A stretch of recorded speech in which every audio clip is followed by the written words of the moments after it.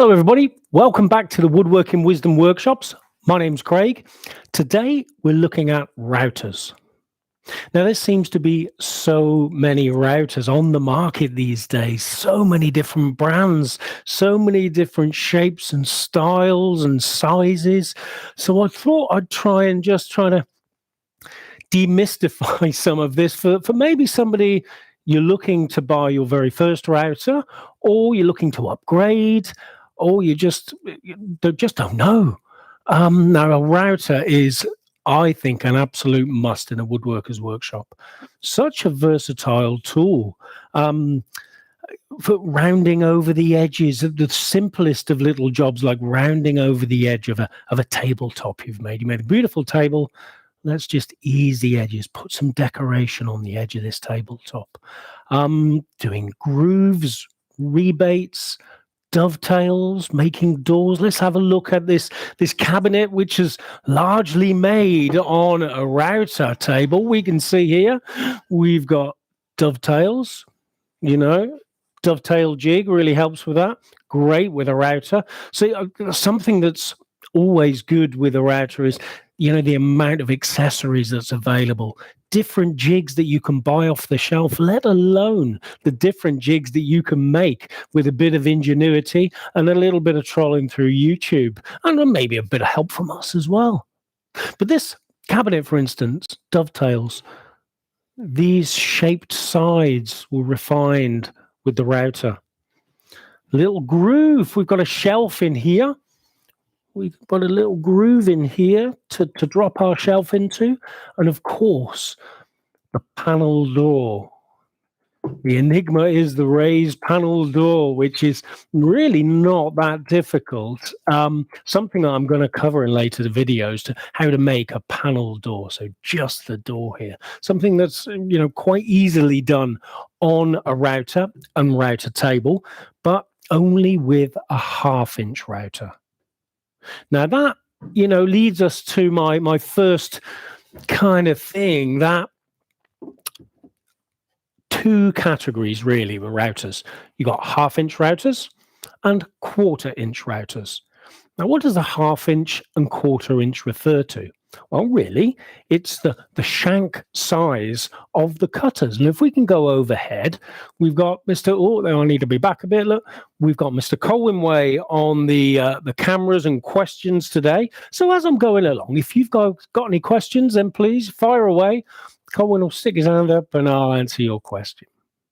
But going back to my point, 1/2-inch and 1/4-inch. Now, really, that's the shank of the cutter itself. This area here. 1/2-inch shank, bigger, thicker, stronger. Therefore, you'll be able to get bigger cutting heads on the top of this shank.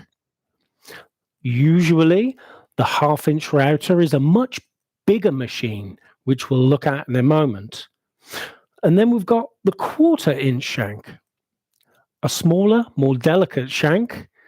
This will be about the biggest diameter cutter you could get on the 1/4 shank. And we can get some very small, delicate cutters on this 1/4 shank, which in turn makes, you don't need a huge, heavy, sometimes cumbersome router to handle these cutters. And again, we'll look at the kind of size difference between these routers. So let me just get you another cutter. We've got, if we look at some sizable cutters there you go. There's what's called a thumb mold cutter. Now, as well as routers, yes, there are a huge amount of router cutters. There's just a vast array. I can't keep up with them all.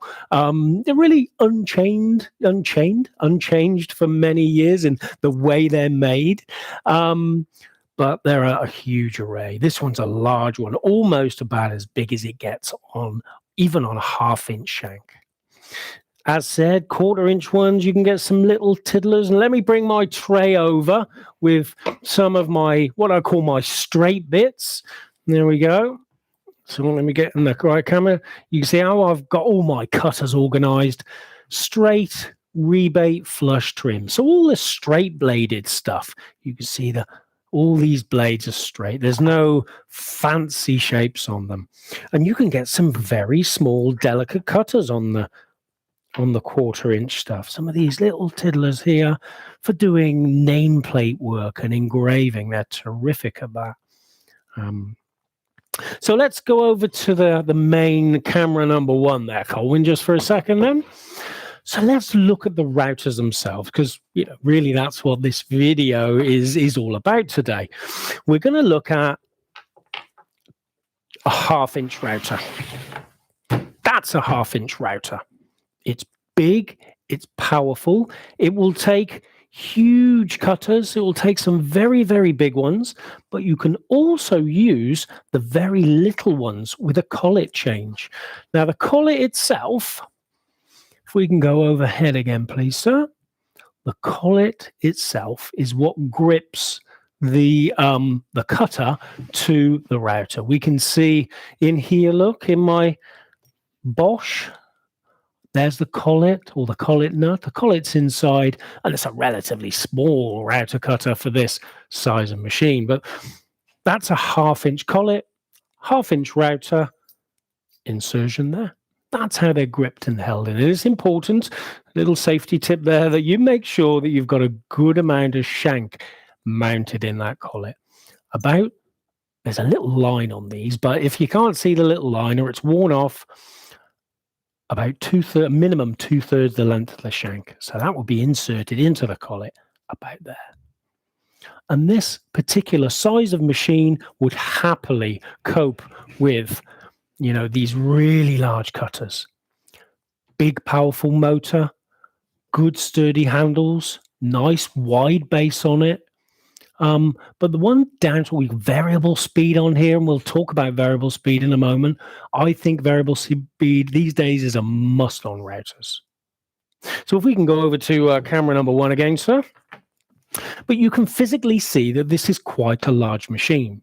If I was doing anything delicate, and I like to do a lot of freehand kind of name and letter writing in some of the projects I do, both here at work and at home. A router, I feel that's big and heavy, is just awkward to glide around those delicate letters. I much prefer the 1/4-inch router, and we'll look at the quarters. But let me get you the 1/2-inch routers that I've got on the bench here. So that's a 1/2-inch from Bosch, 1600 watts power. Now, I think the minimum power on a 1/2-inch router is 1400 watts. So that's 1600. The DeWalt, which is another favorite of mine, or kind of what I've got on the bench here, are almost all my favorites, to be honest. I've used a lot of routers over the years, from the old Elu and Trend, who make very good routers, not too dissimilar to this one. But this one is, as I said, it's 2000 watts. It's an extremely powerful machine. Couple of jobs you'd use 1/2-inch routers for, maybe kitchen worktops. That kind of corner joint, what they call a post form joint in the corner where your kitchen worktops come together, that thick 40 or 50 mil heavy chipboard. These machines are great for that.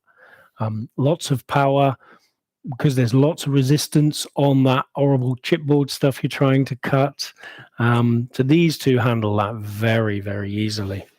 We've got another 1/2-inch router on the bench here, the Festool. Now you'll see it's physically a little bit smaller. It's 1400 watts power. So it makes it just a little bit more easy to handle on the bench, but still got the power to cope with kitchen worktops and the heavy, heavy cuts from big cutters, like if you want to make those panel doors. In fact, I was cutting kitchen worktops with this one just the other day. And if you go overhead, Colwyn, you can see that's my kitchen worktop cutter. Let me plunge through so you can see it's a huge, big, long cutter, 1/2-inch diameter, 2 inches actual cutting length to go all the way through your kitchen worktop. And you can see on this one, look, 1400 watts power. But it's still fairly weighty. It's still quite a chunky, heavy machine. So again, if I'm doing anything delicate, it's not a router that I want to use for that job. So these are the 1/2-inch ones, the big, powerful ones, big cutters. And as I said, you can also fit the little 1/4-inch cutters in there. And I think we've got a question, so I'll pause a moment. Yes, Colin. Yes, good afternoon, everybody. Just before we start the questions, Woodwork Learner, thank you for the heads up. We will show all the detail in the center of the screen. But first question from Cliff. Bought my miter lock cutter and having difficulty in getting straight cuts using UJK router table and featherboard or plus featherboard. Any suggestions other than practice? Make sure your material's flat and not kind of undulating along the table. Make sure you're not removing too much material and you're getting a little drop off as you exit the cut when you come through the other side. Have a little look at the video if you've not already looked at the video that I did some months ago on miter lock setup. Hopefully that'll put you right. Just a quick question here from Paul. Will you be covering the mounting of onto a router table today? Not today. No, it won't be in this session. I'm not set up to access a router table right now, but I will do that. Yeah, I'm not sure when, but I'm planning to do kind of a make your own router table over 2 or 3 sessions. And that will, of course, include the mounting of the router. Good question here from Woodwork Learner. Is it better to cut costs a little on the router, but still get a good one to spend on good cutters? So oh, that's it. Yeah. I think that's probably the better way to go because cheap cutters, and I'll use the word cheap because there are a lot of them out there, cheap cutters, cheap blades, cheap tooling will affect the performance of your machine. It'll performance of, the finish on the material you get because they're just not as sharp. If they're not as sharp, it'll put more load on the motor and could, in theory, shorten the life of your tool. So yeah, maybe if you could save a few quid on the router itself and invest in better cutters, that's a good way to go. Good cutters, good blades turn a good router into a great router. Same as on the table saw. You've got a good table saw, you can turn it into a great table saw with a good blade. It's that sort of thinking. That's the way I think anyway. So, another question? Just popped up there. So Frederick was just asking, are 3/8 routers spindles not made anymore? Oh, not so much. You're going back a little bit there, Frederick. And it's quite timely that Frederick pops in a question there. Frederick, I've got a quick hello from one of our friends and colleagues, Mr. David Johns, the ex-manager of our Sittingbourne branch in Kent, says a big hello. I had a conversation with David only a couple of hours ago. Your name cropped up and he asked me to say hello to you. So hello from David. Frederick. Another good question here. So Alice just says, hi, why are there 2 different colors of Bosch router? That's a good question. But I will actually track back because I didn't answer Frederick's question. 3/8 router cutters. Yeah, they're kind of, well, it's kind of halfway between 1/4-inch and 1/2-inch, isn't it? No, they just don't really exist anymore. Unnecessary. So yeah, they kind of phased out some years ago. You can get some 8mm shank ones, which aren't used too much in the UK. You do see them kind of on the continent a little bit, and in America a little bit. But yeah. So and the question about Bosch and the colours. Green Bosch is a kind of DIY standard. Blue Bosch is a complete professional level. And it's fairly obvious when you get to grips and get hands-on with these machines. You'll have far better functions and features on a professional standard router as you will a basic router. So we'll have a look actually at some 1/4-inch routers now. So 1/2-inch ones, powerful, kind of good underneath router tables. If you want to, before I get onto 1/2-inch machines, here's a little project that you wouldn't be able to do. If we can go overhead, and I'll try and get in the there we go, in the middle of the screen for you there, a profile and scribe raised panel door. Right, look at that. All right, so we've got that's your profile, then you've got the scribe, which links into that, and you've got this huge cut here. It's a massive cut on this particular one. Now, these cutters are only available on a 1/2-inch shank. For the size of the the cutter that's involved to do this, and I'll show you those right now. That is a large router cutter. It's about as big as they go. It's called a raised panel cutter. Now, the raised panel is this bit. Maybe, Colin, if you can go to camera 2, maybe that picks that up a little bit better. No, we're going back to camera 3, sir. There we go. So this raised panel, you can see this profile here. It's a big, wide cut that's been taken out by this big, wide router cutter. Now, I think it's fairly obvious that something this large will only be available on a 1/2-inch shank. So if you've got this particular work in mind, then you really need to consider a 1/2-inch router underneath your router table. But if it's little bits and pieces, a little bit of grooving, a little bit of edge molding, some shallow profiles to cut, you can put, there's nothing wrong with putting a 1/4-inch router underneath your router table, underneath a little router table. I think in an ideal world, you'd have 2 routers. That's certainly the way I like to work. That's certainly the way I work at home. I've got a big 1/2-inch router underneath my, something like this one. If we can go to main cam, this is what I've got slung upside down underneath a router table. I know it will cope with absolutely anything I'm going to throw at it. And then for my bench work, for some light engraving, some light edge molding, I've got something like this.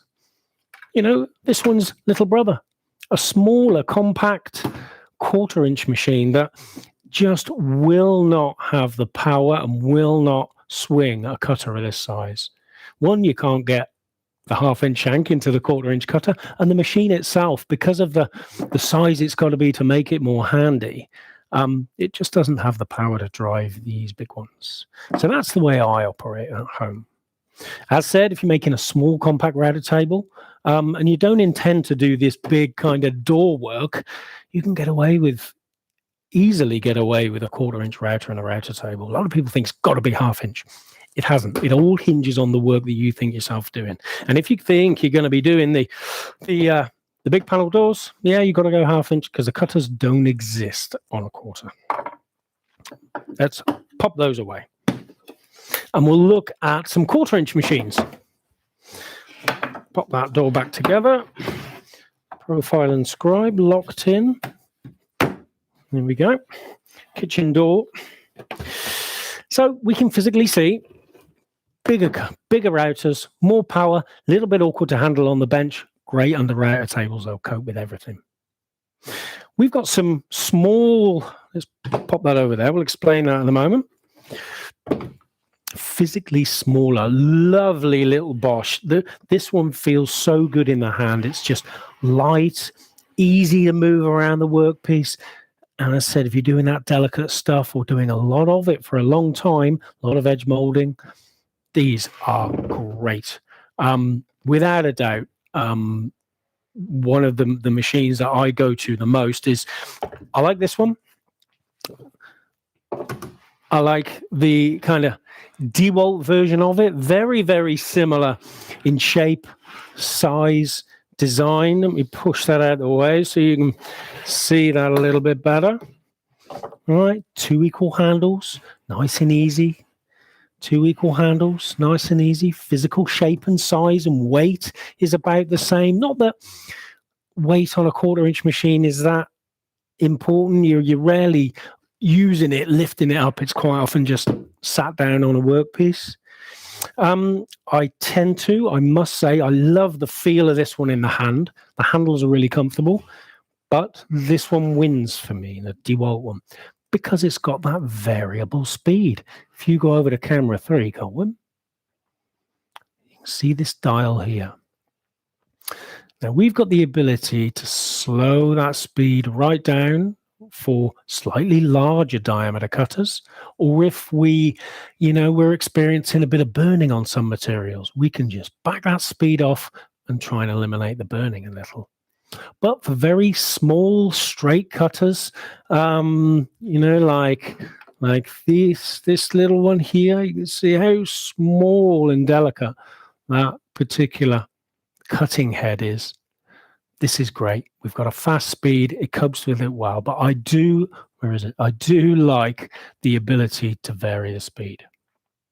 Now, the reason that this one wins over the Bosch, although they look very similar, the Bosch doesn't have variable speed, unfortunately. Lovely tool, but the variable speed for me is a must on any router. We've got another question, Colin. Yes, sir. Yeah, just a couple questions here. Could you mention the model numbers, especially 1/4 inch ones that you're looking at there? Yeah. Right. So the DeWalt one is the D26204. D26204. This one comes with a couple of options. You can get what's called plunging and fixed base routers. Now, I'll look at that in a moment or two. Just to touch on the Bosch one, this is the GKF 600. Now, the 600 means 600 watts power, which for a little one like this is more than enough. Personally, I prefer a little bit more power in my 1/4 inch machines. I like to go up to a minimum of 800 watts. Because if I intend to do some dovetailing work, possibly, like these lovely dovetails here, I want 800 watts minimum. I feel that the 600 may struggle at times, particularly if you're in hard material and the cutter just starts to go a little bit blunt, a little bit dull. Yes, Colin. To let you know, Sam's putting links up for those routers now. Oh, okay, lovely. And Kenneth was just asking, are you going to talk about table inserts that fit certain routers? Table inserts. We can touch on it. I've not got too much router table stuff here with me. Maybe that's just a complete other session. I thought I probably can get my hands on a template. No, I can't without a big upheaval. So I'm unable to talk about that today because I've just got nothing here to show you. I'll do a separate session on router tables and table inserts and stuff. Another question? Yeah, Tio's asking, please, can you recommend best router for his Penta router? Is that like the sinograph thing? Panta router. Yeah. You don't want anything too heavy. I know this is only light sign writing. This one would work really quite well. The GKF 600 from Bosch. Don't need a lot of power for that sort of work, and you don't want a lot of weight really, because a lot of the work is delicate if it's the kind of pantograph thing that we're talking about. And another one? Yeah, and Frederick's asking, if you have time, is it possible to show how to sharpen bits? I think that would be interesting to a lot of people. Yeah, I can do that. Most definitely. I think I can. Yeah, I can just about reach my my sharpening gear. So yeah, that's something that's important. Keeping all tools sharp, definitely. So let's have a look at some other 1/4 inch routers. You say we got the Bosch, we got the DeWalt. All right, this DeWalt is probably my go-to. It's the one I get my hands on the most. I like the power. I like the variable speed. I like the way it feels and the comfort and control that I've got. And any power tool, whether it's a drill, a sounder, it's got to feel like the extension of your arm. You don't want to be fighting against it. You want it to be ergonomic. You want it to be comfortable in your hand, particularly if you're doing some letter writing stuff. You can be sat there for a little while. It's got to be comfortable. And generally, I must say, with the better quality ones that you can get, like some of these brand names like Bosch, DeWalt, Festool, noise level's a little bit lower as well. Noise level is lower because you got a better quality motor there. But what we've got, let's have a look at some others. Festool do quite a nice little 1/4 inch. That's the Festool offering then of 1/4 inch and 1/2 inch. You can see that they look really quite similar. A bit different to the Bosch that has 2 equal handles. This one has the kind of back handle type and 1 handle there.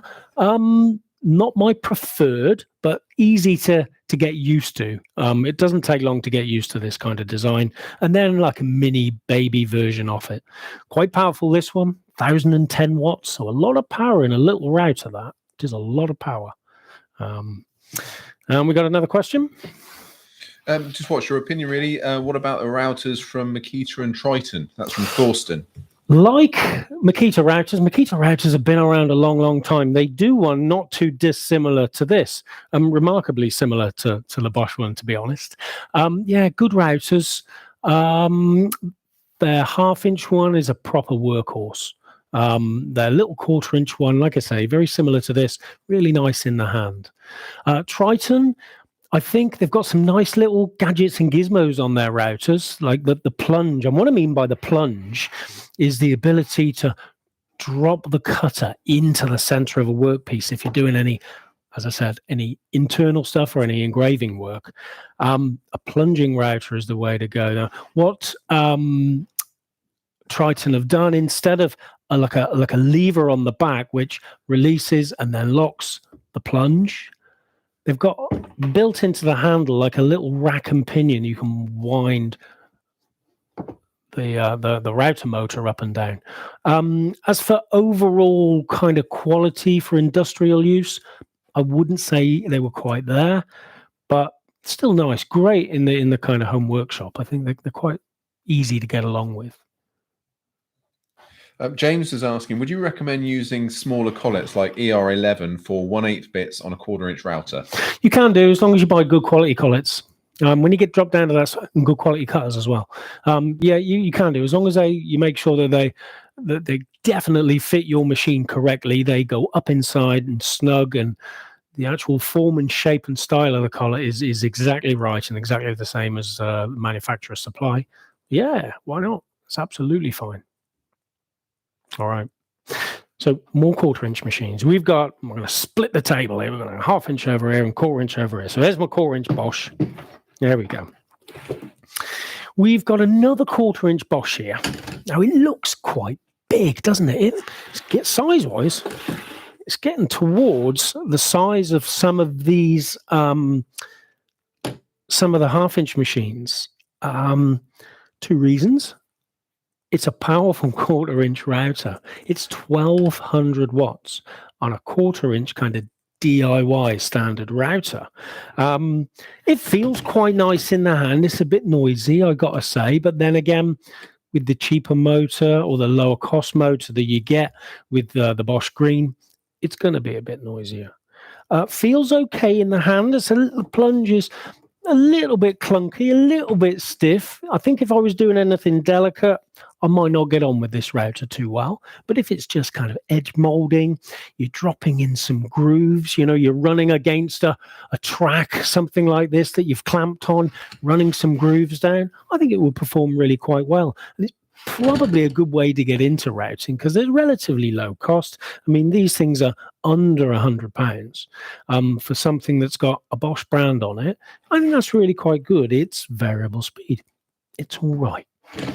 Would I buy one? Personally, no, because I prefer to go, I use a router an awful lot, so I prefer to go a little bit better quality and spend a bit more money generally. So that is, believe it or not, a 1/4, even though it's quite bulky. And then we've got something that's fairly new to the market, I guess, is cordless routers. Who'd have guessed it? Now, I first had my hands on a 1/4 inch, on a cordless router many years ago. It was an American brand called Porter Cable. And the router itself was about that sort of size. It was a 1/2 inch machine. And it had a 19.2 volt battery stuck on the top of it. That battery in light use only lasted about 20 minutes with light to immediate use, and it made that router so awkward to handle that it was incredibly top heavy and difficult to operate. That was before the days of the good old lithium-ion batteries that we use now so much. Lithium-ion battery is just a quick one, super easy to charge. They've not got a memory, so you can part charge and charge it wherever you want. They're lighter and hold much more, lighter in weight and hold much more energy than the old nickel cadmium or nickel metal hydride batteries. It's the same style of battery you get on your mobile phone. We've all got phones in our hands quite a lot these days. Lightweight, hold a lot of energy, but deliver a surprising amount of power. Now, this little one from Bosch, and if we can go overhead again, Colin, this little one from Bosch, Well, it's a 12-volt machine. 12 volts. Now, I wouldn't be trying to do any kitchen worktops with this or any massive heavy trenching or grooves, but just for something that's really light. I mean, very ergonomic. Look at the shape of this piece here. Look how well my hand fits in. And I can glide around my workpiece. Great for edge molding. Really, really good. And you can see, let me offer that up to the camera there. You can see I've got a little cutter in there, little molding cutter, a little rounding over cutter. All right, so, and you can get bigger cordless routers. Something I know DeWalt do one about this size with an 18-volt battery pack on the top, which actually performs quite well. I'm always super skeptical about cordless routers, but they've really come on a long way. Would I buy one? Would I use one? Probably not, because I tend to use my router for a lot, and I wouldn't want to rely on that battery all the time. However, if I was using one first on site, there is no power. It's going to get you out of a hole. And if you were using one in an awkward position, that maybe you're dropping some hinges into a door liner or something, it's so handy to have no cables to tangle yourself up in. Another question. So Adrian's asking, is there a router that's dedicated to letter writing? There's not really, no. I just get quite a lightweight, handy router. You do a lot of letter writing with this sort of thing. I don't think it's top heavy. It's got a fairly wide base, and plenty of power. Not the power, you need a lot of power for the letter writing. Variable speed and good view as well. If you're doing letter writing, what I'd urge people to do is before you just order one online, try and get to get hands on one. We've got a number of shops up and down the country. Get hands on. Think about what you're going to be doing. If you're doing letter writing, then you're going to want to see the letters that you've drawn or traced onto a bit of wood, aren't you? Make sure that you've got a good view, that you can see what's going on. The viewpoint on this DeWalt is quite nice. Overhead, sir. We can see the dust cowling, and dust extraction is an important thing, not just to keep your lungs clean, but if you want to do letter writing and see what you're doing, you've got to keep the dust out of the way. It becomes impossible. We've got a really clear dust cowling in here.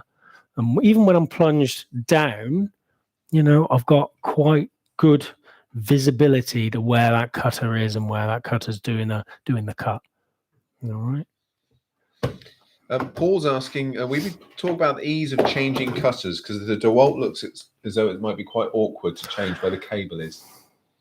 Okay, let's put a cutter in and out, shall we? So let's stay on that camera view. Let's do that DeWalt. Okay, so there's your collet. Also, when you're looking for a router, look for a machine with a spindle lock. It's a little button that locks the spindle through. Obviously, you're going to make sure that you're unplugged before you do this, guys. Little spindle lock. That's a little button that pushes a pin through the main shaft of the spindle. Then you can take the collet out. There's the collet. You can see 1/4-inch collet. Important that you keep these clean and well maintained. All right, and you don't need to over tighten them. Every time you put a cutter in, give the internal, you can see just the inside there. Make sure that this area is cleaned as well. A little brush or a little blow is quite nice. So let's put a cutter in. What have we got? Let's put this one in. So I've got a little rounding over cutter. Now the important thing is like most machines, make sure your collet and nut are as one. They're clipped together. You can't take these collets out of some, and if they're not clipped together as one, you'll have real difficulty trying to get your cutter out afterwards. I spoke to many customers over the years that have got router cutters stuck inside their machines because they didn't clip the collet and nut together. So nut goes on, cutter goes in, 2/3 the length of the shank or up to that little line, which looks like a K. All right. And I'll do it up by hand. Just there, you see that spindle lock, that button is being pushed in. And the spanner on this one, 17 millimeters on this one. There we go. That is in. It's really quick and easy.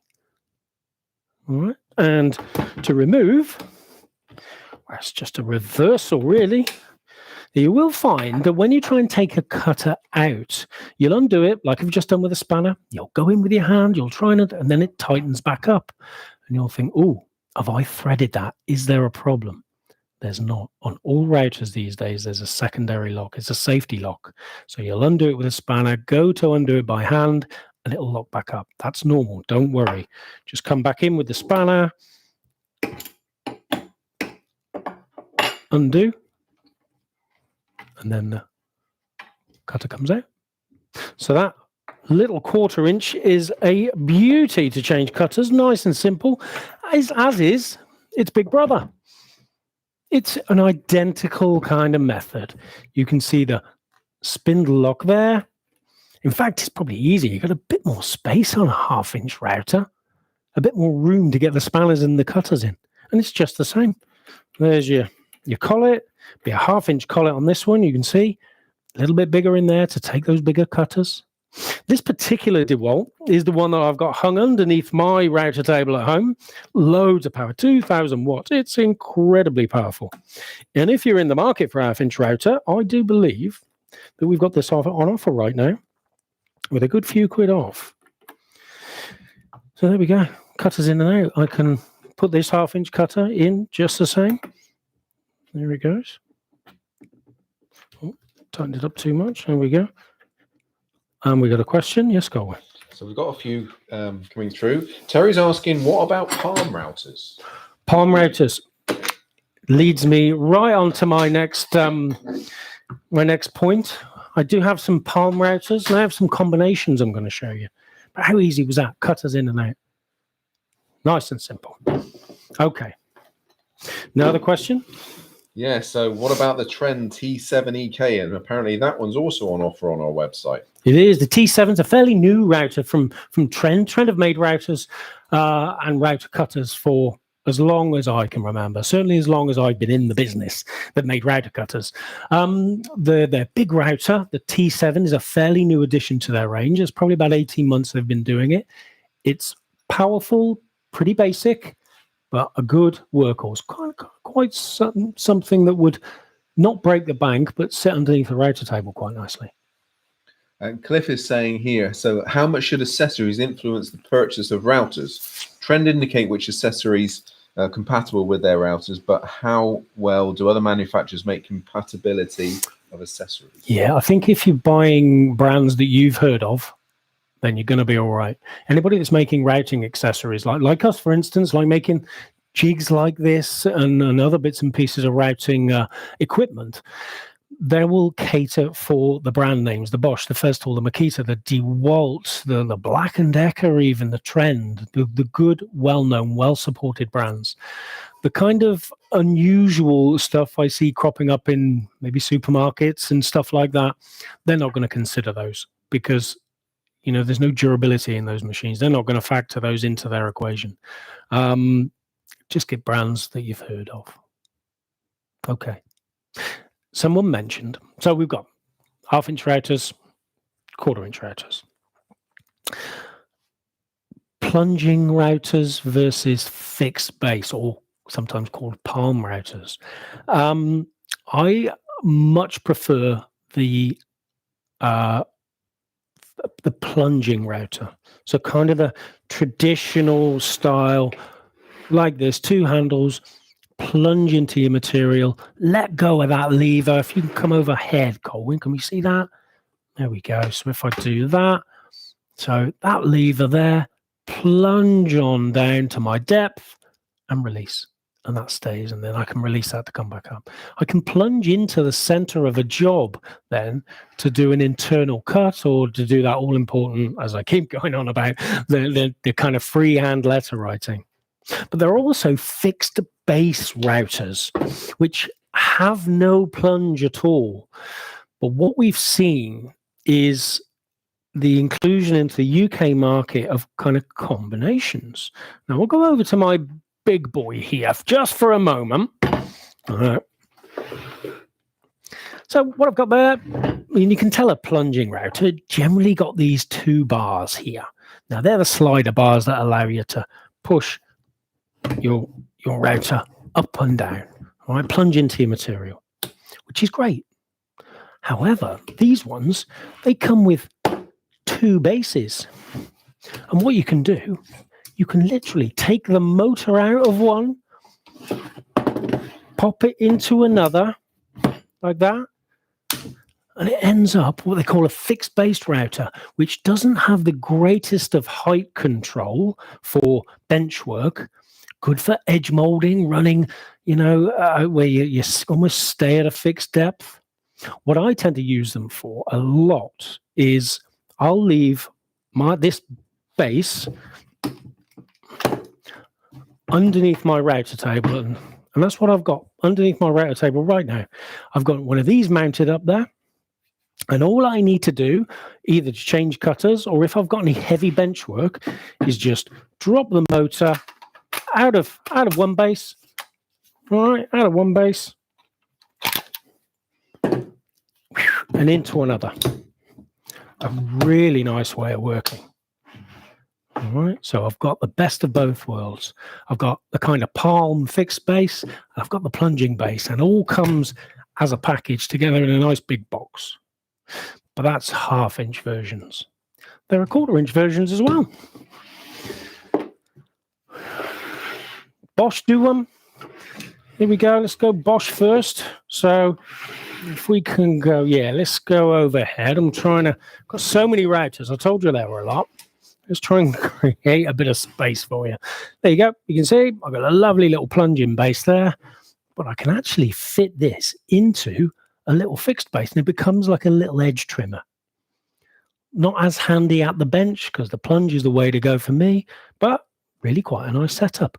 And you can buy this as a package. So you got everything. And you could, in fact, leave this underneath the router table and do a kind of mini version of what I've got if you didn't need those massive 1/2-inch cutters. The DeWalt one as well, that does that. So if we can go main camera, Colin, here we go. This one comes out just the same. Look. We've got our plunging base, which will still plunge if you want, but the motor unit is completely independent. That can come to one side, and then I can bring in the little fixed base. That threads on, he says. And then that can drop into that base. If I find the little lug holes.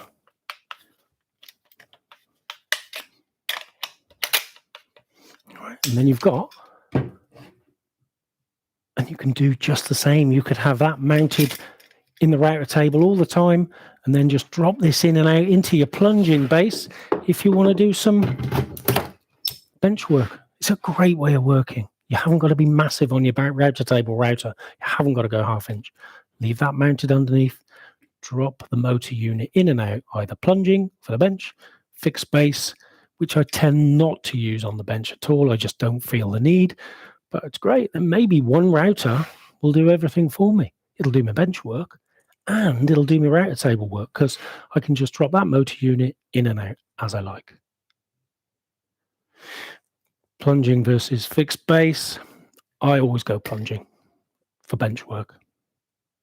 Just a bit more control, easier to handle. All right. These 2 handles, glides around the workpiece, nice and easy. Okay. And that one goes with that. So we had a question about router cutter sharpening. Now, something that a lot of people think it can't be done. You just throw them away when they get a bit kind of black and a bit burnt. You can clean them up. We do a special blade and bit cleaner. You spray on, kind of wipe on, wipe off, and it dissolves the burnt resin that's stuck there. So give them a clean off first. And then we can give them a sharpen up. Now, what I tend to use is a diamond file. Here we go. So if we go overhead, there. Diamond file. All right. This is one that we sell. It's really cheap. It's less than a tenner. You got 4 different grades. The grades are 120, 240, 180, and 320. I only tend to use the finer ends. To be honest, if I've got really blunt, I'll go 240, and then I'll finish it off with a bit of 320. But let me get you a router cutter and show you the way I do that. Let's look at this one, for instance. Okay. Now you can sharpen just about any router cutter. What you need to do is take the bearing off. Now, some of these router cutters have bearings which follow templates or edges of work. To get full access to the inside of the blade, you'll need to take this off. So I need a little Allen key in the top, which generally these cutters come with. The Allen key to take that out. The area that we're sharpening, let's go back to that one actually. The area that we're sharpening isn't this complicated outer shape. We're sharpening on this inside face in here, this little flat face. Now, good if we can get a little pen. I'm sure you've seen Jason and maybe even Colwyn on sharpening things, black stuff out. It's a standard piece of sharpening exercise. Little black on that inside face. Remember, we're not touching these outer edges. Black, black, black. There we go. Black that out. Why do we black it out? Well, then you can see where you've sharpened and where you haven't, and making sure you're getting that angle all importantly right. So I'm going to use the finer grade. Now, what I do is get this fixed hard in a position. These holes in my table here are quite nice. And I'll make sure that I'm flat. And then I'll do, let's do that. Where are we? 320 grit. I'm trying to make sure that my file is flat on my blade. Let me tip it like that. That's blunting. That you're nowhere near the cut edge. So let's just drop that flatter. And what I'll do, I'll look to do an equal amount of strokes. So 1, 2, 3, 4, 5, 6, 7, 8, 9, 10. And then flip it over. 1, 2, 3, 4, 5, 6, 7, 8, 9, 10. Okay. And that's just bringing up that edge nicely. Little and often, like all sharpening. So a very fine diamond lap. And you can see on that lap there where I've taken a little bit of carbide away, maybe a little bit of pen as well. And that's going to bring that cutter back to a nice, sharp, usable state. Okay. If we have no more questions, which Colwyn's got his hand up, I think we've got more questions. Just a fun question right at the end. Woodwork Learner wants to know, which cutter do you hate using the most? That's a really good question. Which cutter? That is a really, I've got so many cutters. I don't know. I like using them all. Wow. Even some of the big ones that really give me grief on hard material. It's a challenge. It's a battle, isn't it? And once you do achieve that really good finish, it's cool. No, I don't think there is one, my friend. No, sorry. Okay, and 2 questions come in, and they are identical questions. These are from Frederick and from Kenneth. How many times can you sharpen a cutter? Oh, something like that, with a little tickle like that. 40. That's a lot. I mean, on quality, what will a kind of another thing, apart from being made from better metal, better carbide, you get thicker tungsten tips on a better quality cutter. The thicker the tip, the more you're able to remove before it's worn out. And on router cutters, if it's just a little tickle like that, honestly, 30 or 40 times. If they need heavy grinding, and again, something I used to do many years ago, a saw doctor was sharpening router cutters and all that sort of stuff. But I saw the cutters that were really badly blunt. So I had to remove a lot of material to get a good sharp angle back to it because it was so rounded off. Those 2 facets coming together there was no cut edge. I could roll a cut around inside my palm of my hand and it wouldn't touch me. So quite a lot on better quality cutters. Woodwork Learner, the cutters that I hate using the most, cheap cutters. Well, hopefully that's been useful. 1/4 inch versus 1/2 inch and kind of what I use and what I prefer. If you found that useful, please share with your friends, like, subscribe, and we'll see you tomorrow. I think. What do we got tomorrow? We're with Jason tomorrow, aren't we? So Jason's starting a rather nice table making project tomorrow. So join us at 3:00. Another Woodworking Wisdom. Thank you very much. Bye bye.